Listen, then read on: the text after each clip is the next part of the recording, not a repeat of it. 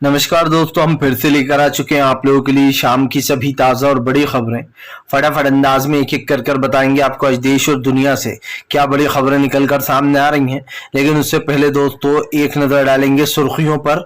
प्रधानमंत्री नरेंद्र मोदी के ऊपर जमकर गरजे नीतीश कुमार, बोले विपक्षी एकता से बीजेपी को लग रहा है डर। वहीं पर दोस्तों कांग्रेस के आगे झुकेंगे तमाम छोटे दल, कांग्रेस नहीं मानेगी जो है यहाँ पर सारी बातें। आपको बता दें विपक्ष हर हाल में कमजोर ही है दोस्तों, कांग्रेस के आगे छोटे दल। वहीं पर अगली बड़ी खबर में हम आपको बताएंगे सोनिया गांधी का पीएम नरेंद्र मोदी के ऊपर बड़ा हमला, बोले मणिपुर को अकेले जलता हुआ छोड़ के चले गए हैं प्रधानमंत्री। बताएंगे आखिरकार क्या कुछ बोला है। वहीं पर अगली बड़ी खबर में हम आपको बताएंगे दोस्तों, दरअसल आपको बताते चले राहुल गांधी का बीजेपी के ऊपर बड़ा हमला, बोले प्रधानमंत्री से नहीं संभल रहा है देश, मणिपुर को अपने हाल पर छोड़ दिया है। वहीं पर जीतन राम मांझी दोस्तों एनडीए में शामिल होने के बाद हुई सियासत तेज, तेजस्वी यादव बोले हमने तो पहले ही कहा था कि बीजेपी में जाएंगे। वहीं पर अगली बड़ी खबर में हम आपको बताएंगे दोस्तों, आपको बताते चले उद्धव ठाकरे और एकनाथ शिंदे में भिड़ंत। जी हां, उद्धव ठाकरे और संजय रावत के करीबियों पर फिर से ईडी और सीबीआई के छापे पड़े हैं, इसके बारे में आपको बताएंगे। वहीं पर दोस्तों अगली बड़ी खबर में हम आपको बताएंगे, दरअसल आपको बताते चले ममता बनर्जी को हाईकोर्ट से झटका लगने के बाद ममता बनर्जी ने बीजेपी पर साधा निशाना, बोले बीजेपी घुसेड़ना चाहती है सीबीआई को यहां पर। वहीं पर अगली बड़ी खबर में हम आपको बताएंगे दोस्तों, अखिलेश यादव कांग्रेस से करेंगे बात, उत्तर प्रदेश में अखिलेश लड़ना चाहते हैं तमाम सीटों पर। बताएंगे आखिरकार राहुल गांधी और अखिलेश फिर से साथ आएंगे या फिर नहीं। वहीं पर दोस्तों आपको बताते चले विपक्षी एकता से मायावती का किनारा साफ दिखाई दे रहा है, मायावती बीजेपी की बी टीम बनकर काम कर रही हैं। तो तमाम खबरें फटाफट अंदाज में देंगे, एक एक कर देंगे। फिलहाल खैर चलिए बढ़ते हैं सबसे पहली और सबसे बड़ी खबर की ओर। दरअसल दोस्तों आपको बताते चले भारतीय जनता पार्टी के ऊपर गरजे नीतीश कुमार, बोले विपक्षी एकता से बीजेपी डरी हुई है। आपको बता दें नीतीश कुमार ने कहा कि विपक्षी एकता अगर तमाम पार्टियों को हम एक साथ लिया है तो बीजेपी 100 सीटों पर ही सिमटेगी और यही हमारा आकलन है। नीतीश कुमार ने कहा कि विपक्षी एकता में तमाम लोगों को उन्होंने बुलाया है, स्टेरिंग से लेकर तो दोस्तों आपको बता दें आम आदमी पार्टी के केजरीवाल तक। लेकिन यहाँ पर एक चीज दिखाई दे रही है दोस्तों कि हर पार्टी का कार्यकर्ता अपनी तरफ से अपनी पार्टी को बेस्ट बताने में लगा हुआ है, मतलब सब लोग अपनी अपनी तैयारियां कर रहे हैं ऐसा लग रहा है विपक्षी एकता में, क्योंकि केजरीवाल के बड़े बड़े होर्डिंग लगा दिए गए हैं वहां पर करना बिहार में, पटना में।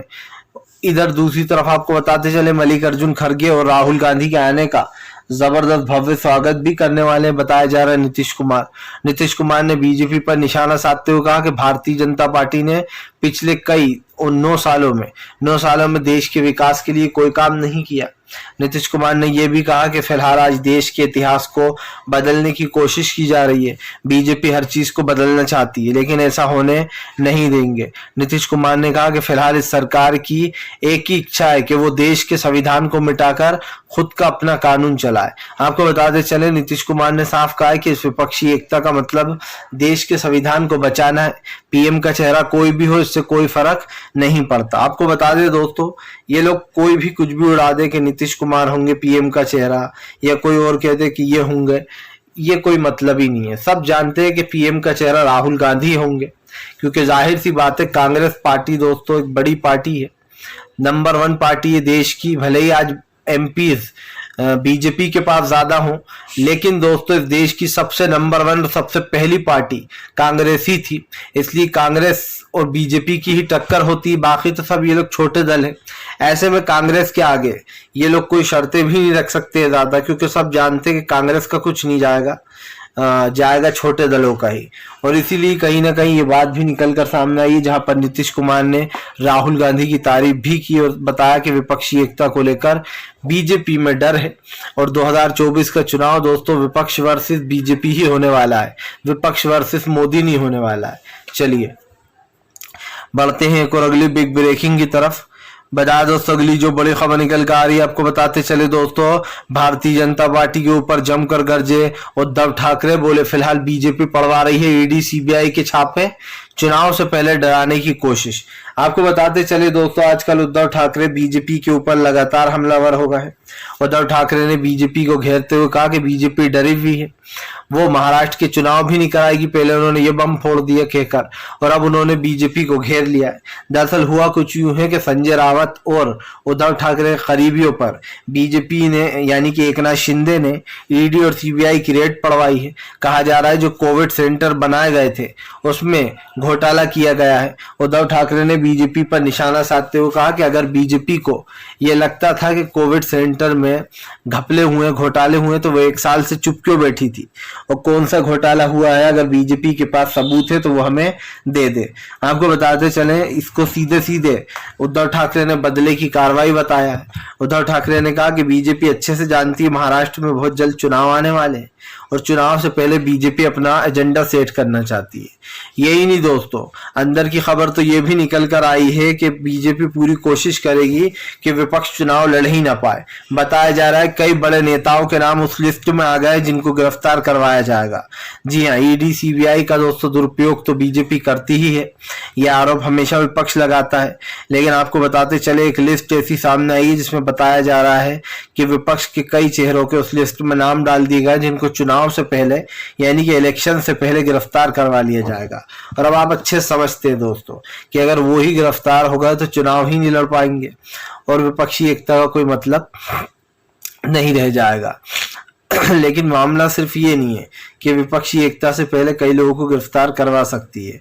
उद्धव ठाकरे, आपको याद होगा दोस्तों, सरकार गिराने के बाद उद्धव ठाकरे के कई लोगों को, करीबियों को गिरफ्तार करवाया गया। संजय रावत को भी ईडी ने कई दिनों तक हिरासत में रखा।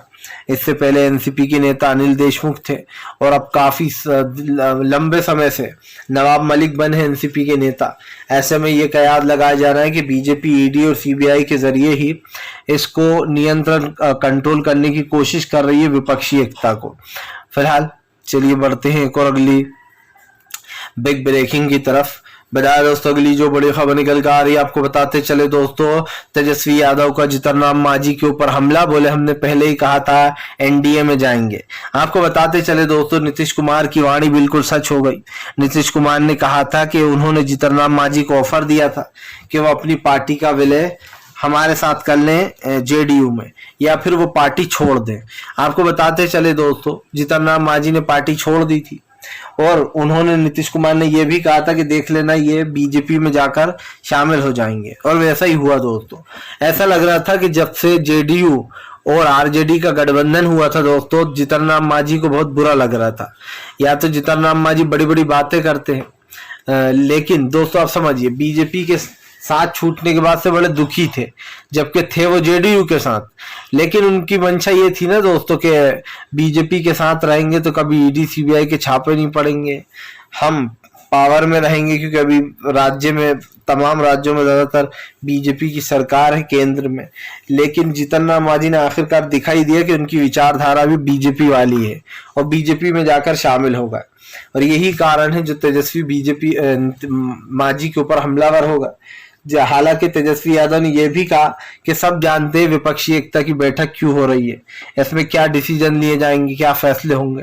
लेकिन तेजस्वी यादव ने कहा कि माननीय नीतीश कुमार जी ने इसीलिए कहा था ये, क्योंकि उन्हें पता था कि जीतनराम मांझी बीजेपी से भी मिल रहा है और जेडीयू में भी है। जाहिर सी बात है दोस्तों, अगर आप जेडीयू के साथ हो तो फिर बीजेपी से जाकर बार बार मुलाकातें क्यों करते हो। इसका मतलब तो यही है कि आपके अंदरूनी कुछ चल रहा है। और यकीन मानिए, थोड़ा दिन लगता है जीतनराम मांझी यहाँ रहते तो जेडीयू के कई नेताओं को उड़ा भी ले जाते वो। जैसे बीजेपी ने उस बार सरकार गिराने की कोशिश की, बीजेपी ने कोशिश की कि वो जेडीयू के कई नेताओं को खरीद ले, और इसीलिए नीतीश कुमार ने गठबंधन तोड़ा था, क्योंकि बीजेपी नीतीश की ही सरकार गिराने की फिराक में थी, वो अपने आप को पावरफुल करना चाहती थी। चलिए बढ़ते हैं एक और अगली बिग ब्रेकिंग की तरफ। बताया दोस्तों, अगली जो बड़ी खबर निकल कर आ रही है, सिद्धू मूसावाला के बाद अब आपको बताते चले, लॉरेंस बिश्नोई का गैंग ने हनी सिंह को धमकी दे डाली है। जी हाँ, दरअसल आपको बताते चले, गैंगस्टर गोल्डी बराड ने, अब बताया जा रहा है, हनी सिंह को धमकी दे दी है जान से मारने की। आपको बताते चले, कथित तौर पर सिद्धू मूसावाला, जिसकी गोली मारकर हत्या कर दी गई थी, उनकी सिक्योरिटी भी कम कर दी थी उन दिनों। आपको बता दें, सिद्धू मूसावाला भी एक गायक थे और अब हनी सिंह भी एक गायक है। बताया जा रहा है, हनी सिंह के जो जो उनके काम करने वाले हैं, जिनके पास दोस्तों सारे फोन आते हैं उनके पास एक फोन आया और हनी सिंह को जान से मारने की धमकी दी गई है।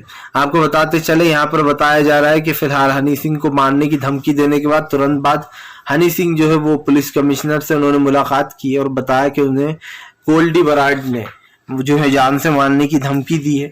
और ये सब कुछ जो है दोस्तों उनके पास फोन आया था जो उनके काम काज देखते हैं जो उनका। ऐसे में ये कहना गलत नहीं होगा कि फिलहाल अब गोल्डी बराड की नजर हनी सिंह के ऊपर पड़ गई है। और ये अभी हालांकि नया किस्सा नहीं है, इससे पहले आपको याद होगा संजय रावत को भी जान से मारने की धमकी दी गई थी और उन्होंने इस बात की शिकायत भी की थी कि मुझे जान से मारने की धमकी दी जा रही है। अब ऐसे में दोस्तों गोल्डी बराड का हनी सिंह को डराना और हनी सिंह को फोन करना ये साफ बताता है कि फिलहाल अभी भी कहीं ना कहीं दोस्तों ऐसे गैंगस्टर खुले घूम रहा है जो लोगों को जान से मारने की धमकियां देते हैं। ऐसे लोगों को तत्काल में पकड़ना चाहिए, लेकिन ये लोग खुलेआम घूमते हैं दोस्तों, इनका कोई कुछ बिगाड़ नहीं पाता है। फिलहाल चलिए बढ़ते हैं एक और अगली बिग ब्रेकिंग की तरफ। बता दोस्तों अगली जो बड़ी खबर निकल कर आ रही है, सोनिया गांधी का वीडियो सोशल मीडिया पे हुआ वायरल। सोनिया की भावुक स्पीच से लोगों ने बीजेपी को घेरा। दरअसल दोस्तों आपको बताते चले, मणिपुर हिंसा पर सोनिया गांधी जी ने कल एक वीडियो जारी किया था और उस वीडियो में उन्होंने कहा था कि फिलहाल मैं भी एक माँ हूँ और ऐसे में जिस तरीके से माओ के बच्चे को जलाया जा रहा है वहां पर माएँ परेशान हैं। पूरा मणिपुर जल रहा है। इस मणिपुर को प्रधानमंत्री ने अकेले छोड़ दिया जलता हुआ। दोस्तों 50 दिन हो गए हैं, आप समझिए लगभग 2 महीने कंप्लीट होने वाले हैं। मैंने आज तक किसी राज्य में नहीं देखा कि इतनी भयंकर हिंसा फैली हो और 2 महीने यूं ही निकल जाए। 50 दिन कितने होते हैं आप अच्छे समझ सकते हैं। 50 दिन के अंदर भी मोदी सरकार केंद्र में है और उसके पास अच्छा खासा पुलिस बल है दोस्तों, और उसके बाद भी मणिपुर की हिंसा रुक नहीं पा रही है। और ये कारण नहीं है कि मणिपुर की हिंसा नहीं रुक रही है, कारण ये भी है कि प्रधानमंत्री कोई फैसला इस पर ले क्यों नहीं रहा है।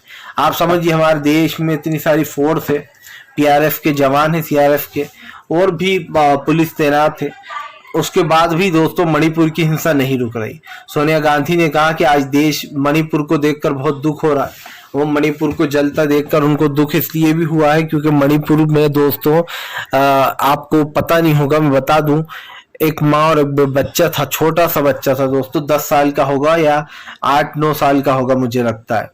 उस बच्चे को उसकी माँ जो है तबीयत खराब थी, हॉस्पिटल दिखाने ले जा रही थी, लेकिन जो 2 गुट भिड़ गए आपस में, या फिर 2 जाते कह सकते हैं इनको, 2 कास्ट के लोग, वो लोग दोस्तों आप समझिए अलग अलग रिलीजन्स के लोग होते हैं देश में, लेकिन इसका ये मतलब नहीं है किसी को मार दो। उन लोगों ने उस माँ और बच्चे को, अस्पताल जा रहे थे वो लोग, जिंदा जला दिया था, जिसके बाद और ज्यादा वहां पर हिंसा भड़क गई थी। और यही कारण है जो इस मामले पर सरकार घिरी हुई है। फिलहाल दोस्तों चलिए बढ़ते हैं एक और अगली बिग ब्रेकिंग की तरफ।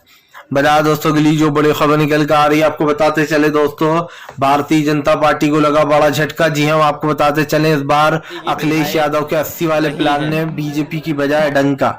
आपको बताते चले दोस्तों बीजेपी की लंका लगाने के लिए इस बार अखिलेश तैयार है। माना जा रहा है इस बार दोस्तों अखिलेश यादव उत्तर प्रदेश में खेल करना चाहते हैं लोकसभा सीटों में।